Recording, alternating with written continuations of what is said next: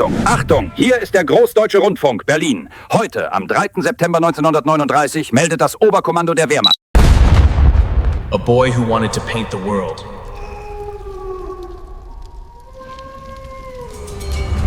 Attention! Salvage teams, clear the eastern sector now. Fall back, fall back! We must fight this evil with all our might. We must overcome! And when a nation lost hope, You are all failures! You incompetent fools! Can't you see the catastrophe you created? We will not falter, we will not yield, and we will not rest until victory is ours. You will follow my orders. Who was Adolf Hitler?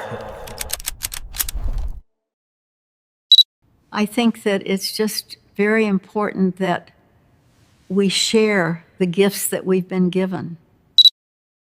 What makes a single man rewrite the fate of millions? A failed art student born in a small Austrian town who dreamed of painting, but ended up painting flags of war. From poverty and rejection to power and destruction, his name became the warning carved into history itself. You'll see how he rose from a soldier's trench to a dictator's throne, how belief turned into obedience, and how a nation followed him into fire. And in the final minutes of his life, trapped underground while the world collapsed above him, he still believed he was right. Watch till the end, because the truth behind his rise and fall isn't just history, it's a mirror. This is the story of Adolf Hitler, the man who burned the century. He was born on April 20th, 1889, in Braunau am Inn, a small border town in Austria. His father, Alois Hitler, worked as a customs officer, strict, short-tempered, obsessed with discipline. His mother, Clara, was gentle, protective, and the only person he ever truly loved. As a child, he dreamed of becoming an artist. He painted skylines, buildings, quiet villages. Nothing political, nothing hateful. But in Vienna, his dream collapsed. Twice rejected by the Academy of Fine Arts, he drifted through hostels and shelters, selling postcards to survive. That's where the bitterness began. He saw the city's poverty, immigrants, and inequality, and slowly, his frustration turned into ideology. By 1913, he moved to Munich.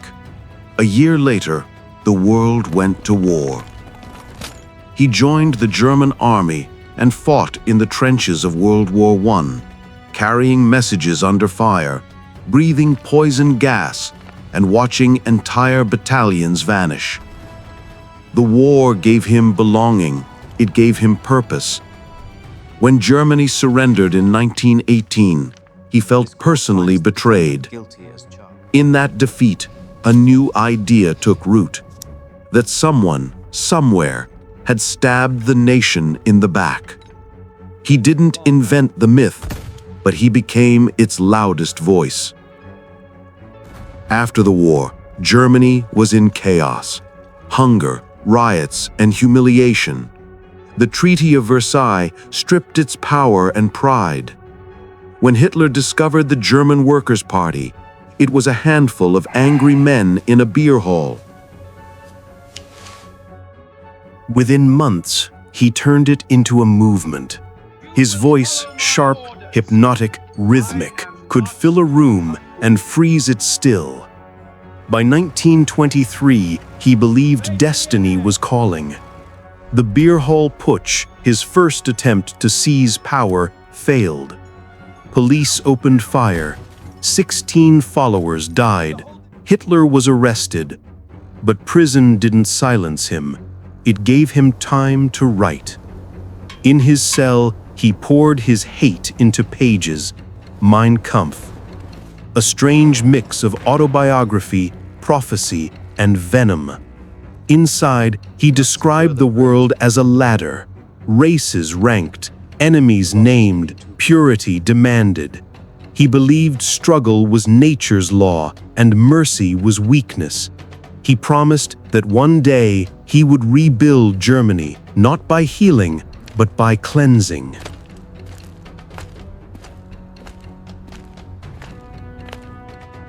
Released from prison after less than a year, he changed tactics. No more coups. This time, he would win through politics.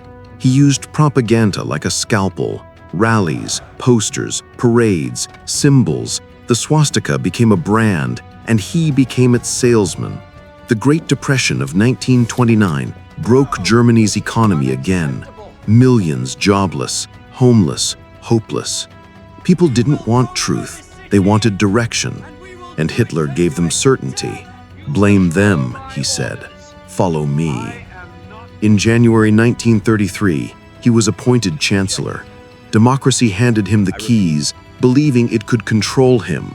Weeks later, the Reichstag, Germany's parliament, went up in flames. He called it a communist plot and used it to destroy opposition. With the Enabling Act, he erased democracy legally. One by one, the institutions folded. Courts, unions, newspapers. Opponents disappeared. The press learned silence. In less than a year, Germany had one voice. The world watched his rallies and saw discipline, pride, and order. Behind the banners and brass bands, books burned, neighbors vanished, and fear replaced law. He promised renewal, but it came dressed as hate. The Nuremberg laws of 1935 stripped Jewish citizens of their rights. Boycotts, propaganda, and public humiliation followed. And beneath it all, a plan that would later define evil itself. In 1936, he marched troops into the Rhineland, a forbidden zone. No one stopped him. Appeasement became policy. 2 years later, Austria was annexed. A year after that, Czechoslovakia's Sudetenland. Britain and France signed paper after paper, believing they'd bought peace. He smiled because they'd bought him time. September 1, 1939. German tanks crossed into Poland. 2 days later, Britain and France declared war. The Second World War had begun. At first, it was a triumph. Blitzkrieg, lightning war tore through Europe. Poland fell in weeks, France in months. The Nazi flag waved over Paris. But across the Channel, Britain refused to break. Hitler ordered the skies filled with bombers. The Blitz began. London burned for months. And yet, the island stood. So he turned east. Attention! Salvage teams, clear the eastern sector now. June 1941, Operation Barbarossa. 3 million German soldiers invaded the Soviet Union, the largest invasion in human history. In summer, it looked unstoppable. In winter, it froze. Engines stalled, supplies vanished, soldiers starved. The snow didn't beat him, his certainty did. By 1943, the tide turned.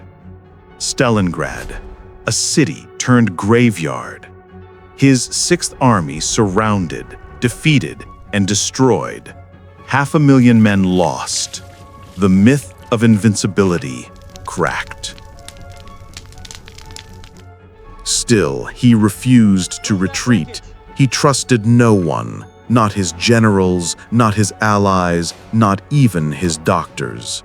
Drugs and delusion kept him alive but fading. He demanded total war from a country already broken. Factories worked without rest. Families dug graves beside kitchens. Propaganda promised victory, even as the bombs fell. The Holocaust, the final solution, reached its peak. Millions of Jews, Roma, disabled people, and prisoners were transported to camps. The trains ran on schedule, the system ran efficiently, and human life was measured in ash. 1944. The Allies landed in Normandy. D-Day opened a wound that wouldn't close. The Western Front pushed in, the Soviets pressed from the east. Germany was collapsing from both sides. By 1945, Berlin was encircled. Beneath its shattered streets, Hitler hid in a concrete bunker, drawing maps that no longer matched reality. He raged at ghosts. He fired imaginary armies. He accused his generals of betrayal. On April 29th, he married Eva Braun, his longtime companion. The next day, as Soviet shells shook the walls, they chose death over capture. A pistol shot ended the voice that once commanded nations. Outside, the empire of fear fell silent. Within days, Germany surrendered. The war left the world in ruins. Cities erased, generations lost, conscience shattered. Trials followed. Nuremberg became a courtroom for humanity itself. Crimes once hidden were laid bare. The word genocide entered history, and for the first time, nations said together, "Never again." Yet decades later, his book still circulates. Ein Volk, ein Reich, ein Führer. His image still lingers. Why? Because the promise of certainty still tempts the uncertain. Because simple answers feel safe when truth feels hard. Because people don't crave truth, they crave control over what feels true. The story of Adolf Hitler isn't just about a dictator. It's about how ordinary people, citizens, teachers, soldiers, neighbors, became instruments of destruction, one small decision at a time. Evil rarely enters shouting. It tiptoes in wearing promises. It asks for silence just for now, and by the time you speak, it's too late.